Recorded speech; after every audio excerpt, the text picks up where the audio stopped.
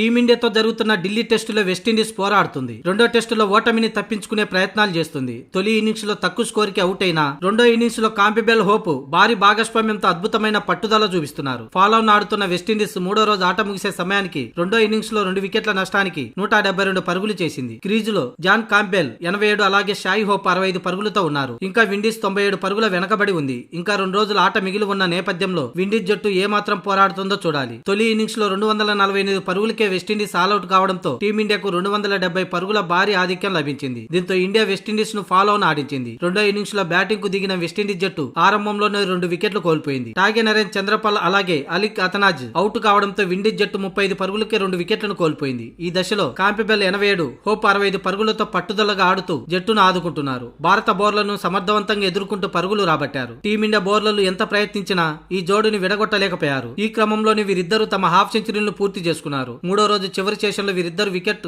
ఇవ్వకపోవడంతో వెస్టిండీస్ జట్టు సంతృప్తికరంగా రోజును ముగించింది. మూడో వికెట్ కి వీరిద్దరు అజేయంగా 138 పరుగులు జోడించడం విశేషం. ఒకవేళ విండీస్ ను ఫాలో ఆడించకుండా ఉంటే బాగుండేదేమో. ఎందుకంటే విండీస్ తొలి ఇన్నింగ్స్ 82 ఓవర్ల పాటు టీమిండియా బౌలర్లు బౌలింగ్ చేశారు. దీంతో అలసిపోయి ఉండడంతో వెస్టిండీస్ తో రెండో ఇన్నింగ్స్ లో కూడా టీమిండియా బౌలర్లు బౌలింగ్ చేస్తుండడం వికెట్లు పడకపోవడానికి కారణమై ఉండొచ్చు. టీమిండియా ఈ రోజు రేపు మొదటి సెషన్ బ్యాటింగ్ చేసి ఉంటే టీమిండియా బౌలింగ్ విభాగం అలసిపోయి ఉండేది కాదు. మొత్తానికి రేపే మ్యాచ్ ఫలితం తేలే అవకాశం కూడా లేకపోలేదు. అందుకు 4వ రోజు మొదట ఆరంభంలోని ఈ జోడీని విడగొడితే తర్వాత వికెట్లు త్వరగా పడే అవకాశం ఉంటుంది.